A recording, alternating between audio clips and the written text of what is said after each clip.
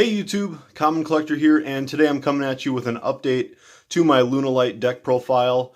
So I did a deck profile on this a few months ago, but the deck has changed up a little bit due to Master Rule 5 or Master Rule 420, whatever you want to call it. This deck has gotten a lot more powerful because now we can just fusion summon without any restrictions and whatnot from the extra deck. So really nice. We did lose the Lunalight Tiger to the ban list, but overall I am really liking this deck. I've been playtesting it a lot lately, so we're going to head on right into it. If you guys are interested in picking up some new cards and custom cards, I am doing a giveaway on the channel, which ends in 2 days from now on May 4th at 6 p.m. So if you guys are interested in that, go ahead and check out my Instagram at Common Collector. And yeah, so you guys can just check that out, and all the details are in a post from a few days ago. And you guys can just send me a message on Instagram in order to give me your entry submissions for the giveaway. So some really nice prizes in there, Secret Slayers, sealed packs, as well as some classic cards like Blue Eyes and Dark Magician. So just go ahead and check that out if you want to. I'll also leave details in the description. But anyways, going on into the deck profile, 3 Kaleido Chick, pretty standard. Once per turn, you're able to Foolish Burial one of your Lunalights from the deck or extra deck to the graveyard. Really nice. That way you can turbo into your Lunalight Leo Dancer, which is just one of your best plays. You can send Panther Dancer to the graveyard and then go ahead and fusion summon right on into that. So besides that, it does have a graveyard effect. When it's sent to the graveyard by a card effect, you can pick a Poly back up from your graveyard. So if you use Poly to fusion summon with this, you can just get that Poly right back to your hand, so it's like a free fusion summon. And besides that, also, once it's banished from the graveyard, you can make it so that your opponent can't activate any traps or card effects during the battle phase, which can be pretty significant if you're going up against a Borrelsword Dragon or something like that. Then going on, we're playing 3 of the Lunalight Wolf. It's your only pendulum in the deck now, but it is still really good. What it does is it allows you to fusion summon once per turn with materials on the field and graveyard. So what's really nice about this is if you send materials to your graveyard with Poly, then you can just go ahead and use Lunalight Wolf to get out a second fusion with using the same materials or whatever else you have in the graveyard. Also, when it's on the field, it does piercing damage, but that doesn't really come up too often. Then going on, we have Yellow Marten. It's your best 2 of in the deck. It's just so versatile. You can pitch it to the graveyard with Kaleido Chick, and then when it's sent to the graveyard, you're able to pick up a Lunalight spell or trap from your deck and put it into your hand. So that's just really nice. Picking up either your trap card, which we don't use too often, or you can just pick up your Lunalight fusion card. And besides that, once per turn, when it's in the graveyard, you can special summon it from the graveyard by sending up a Lunalight card. And so if your Lunalight Wolf is in the graveyard, or sorry, on the field in the pendulum zone, you can just pop this back up to your hand to summon this to the field, and then you can use the fusion summon effect again, because that's not a hard once per turn. So there's some really crazy effects that you can get off if you use Yellow Marten to send stuff back up to the hand. Also, there's a lot of discard effects. So if you can send something up to the hand with a monster that's good for discarding, then you can just really get off with that effect. Besides that, Black Sheep, you discard it to the graveyard in order to add a Poly or a monster back to your hand, so that's always really nice. Then continuing with the 2 ofs, we have the Blue Cat and the Crimson Fox. These cards are just really nice. This one doubles your monster's attack on the field, and this one reduces your opponent's attack to 0. These cards do have other effects. I'm just sort of glossing over what's the main parts of their effects. Besides that, we have the Lunalight Emerald Bird. Emerald Bird lets you draw a card when you discard a Lunalight to the graveyard and then draw a new card when it's normal summon. So that can sort of help you to go on into some of your other plays, and again, just to set up your graveyard. Then going on, we have the Purple Butterfly, the White Rabbit. This is really nice for sending your opponent's back row back up to their hand. And then going on, we are playing 3 Effect Veiler. Depending on your matchup, when you go up into matches 2 and 3, you can switch this out for a Nibiru if you're going up against a combo deck. We just want this in the deck because it is a light. And then because of that, we are playing 2 of the Blackluster Soldier, Envoy of the Beginning. Pretty standard. I mean, I think a lot of people do play this. It's just really nice because you're already playing a lot of darks. You have 1 light target with your Lunalight Wolf. So you might as well just be playing the 2 BLS anyways. Moving on to the spells, we're playing 3 of the Lunalight Perfume. Now this card is not searchable by your Yellow Martin, but it is still just a really great card. You need to play this at 3 because it's not a once per turn, not a hard once per turn or anything like that.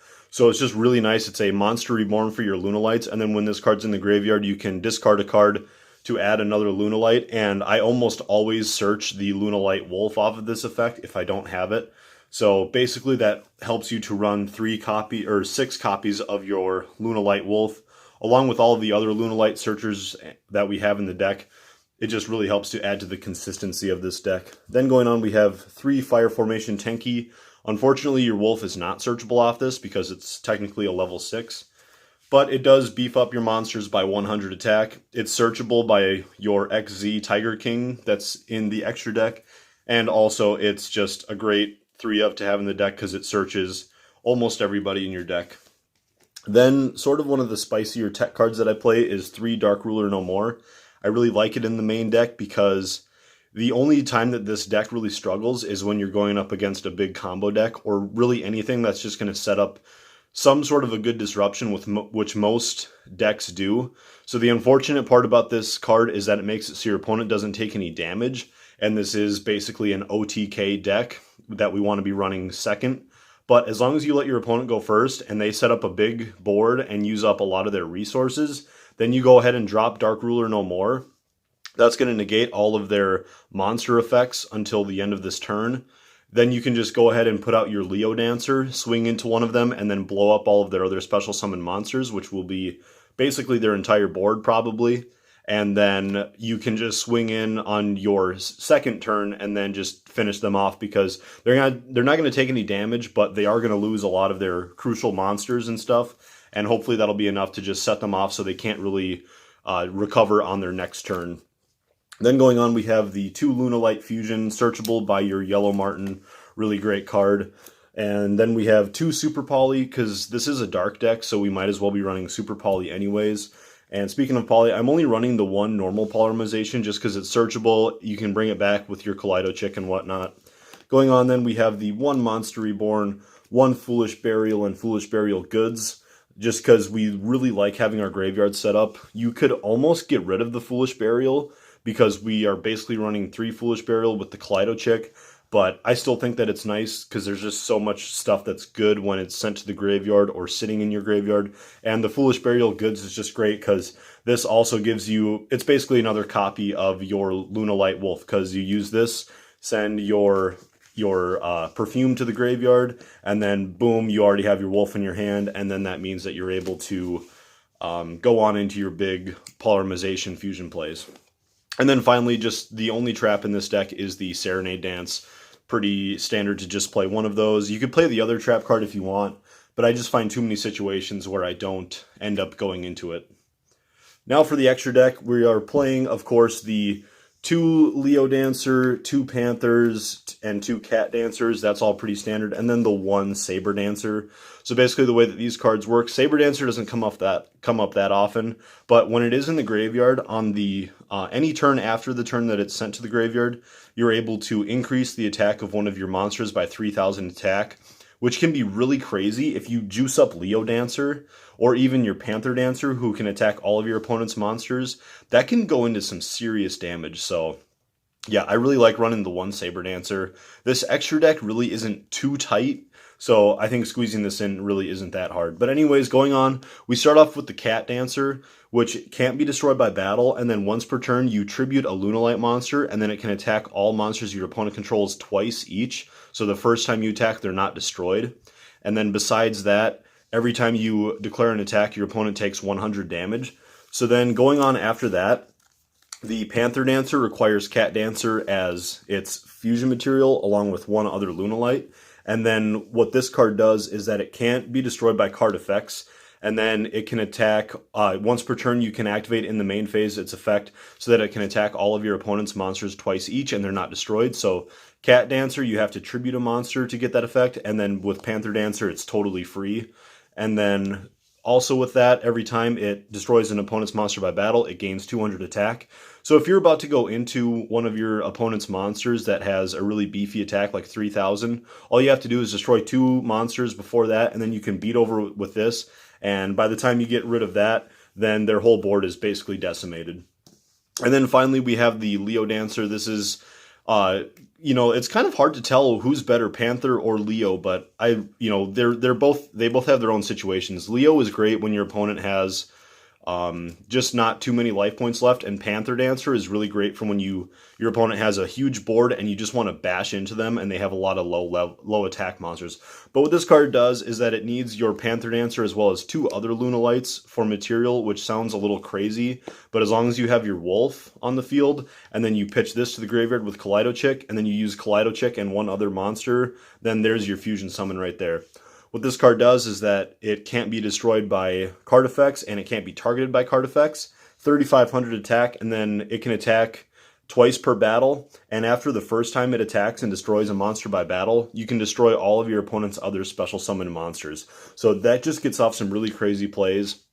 And if you double this card's attack with your blue cat, then you can just go in for like 14,000 damage, and they're not going to be able to recover from that. So then going on, just for our super poly targets, we have the Mud Dragon, Starving Venom, and the Predaplant Triple Boy.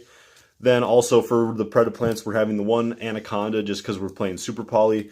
IP Masquerena and Unicorn. I really like the Masquerena in here because it's just really nice. You get basically a free link monster if you have the Wolf on the field and you have 2 of your Lunalight monsters on the field. You just send them to the graveyard for Masquerena, and then you already have this free link monster, and then you just use the Wolf to do the fusion from the graveyard anyways. So if you were going to use them to banish for materials, then you might as well at least get the free link monster out. And then if your opponent has any kind of disruption during the battle phase or something, then you can just go on into Nightmare Unicorn on your opponent's turn. You go into Nightmare Unicorn if you end the board with like IP Masquerena and Cat Dancer is sometimes how I'll end if my opponent makes me go first. So that's how I like doing that.